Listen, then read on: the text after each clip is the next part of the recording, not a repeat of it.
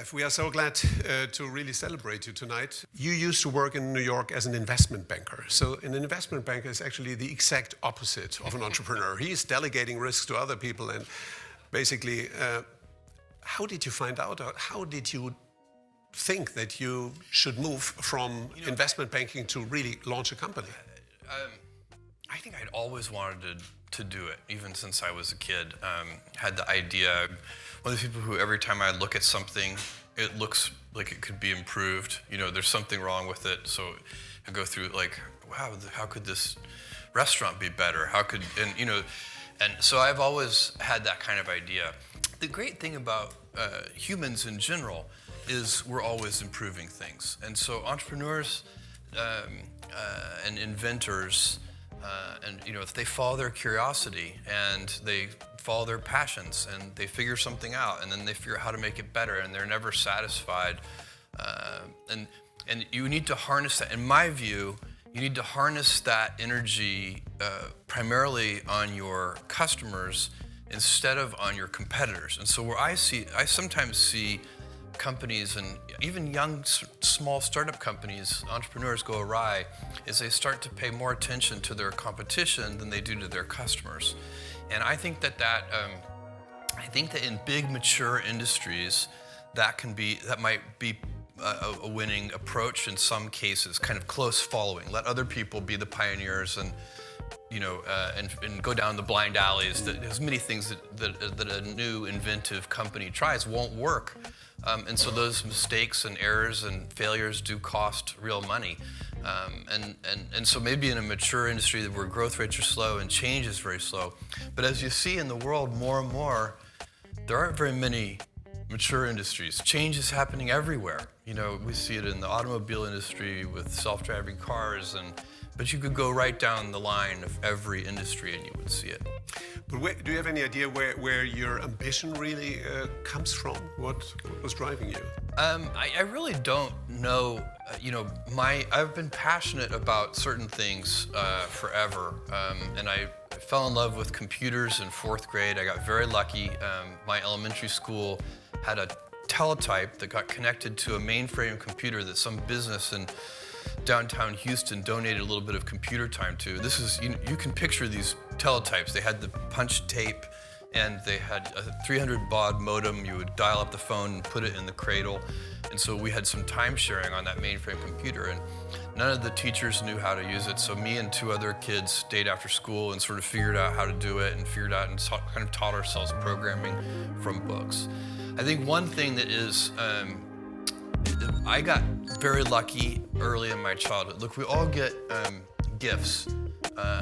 We get certain things in our life that we're very lucky about. And one of the most powerful one is who your early role models are. They could be your parents. grandfather. It was in a big sense. My mom and dad, but my grandfather too.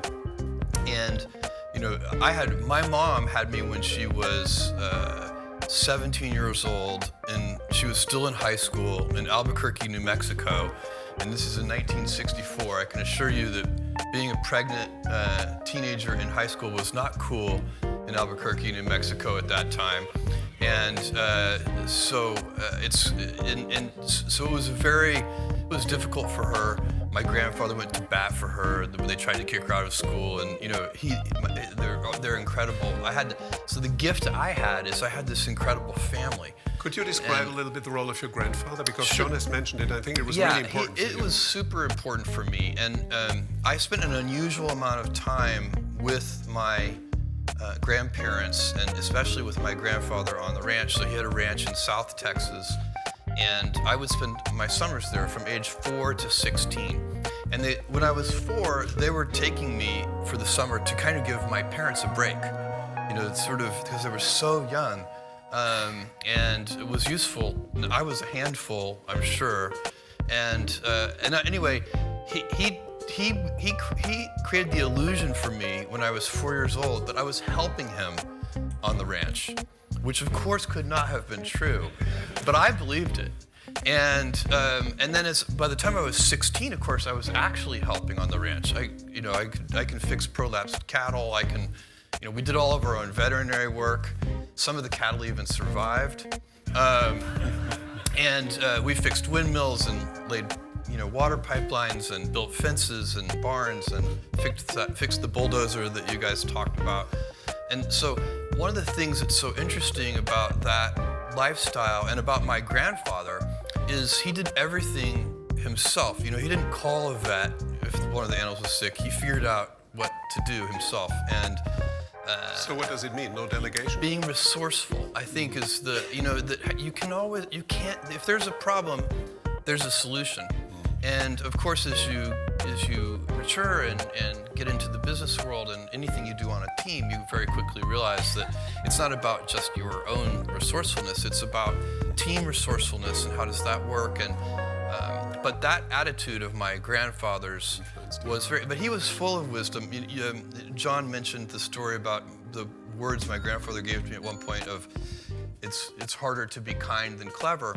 That story, the slightly longer version of that story, because this was really powerful wisdom, is that I made my grandmother burst into tears.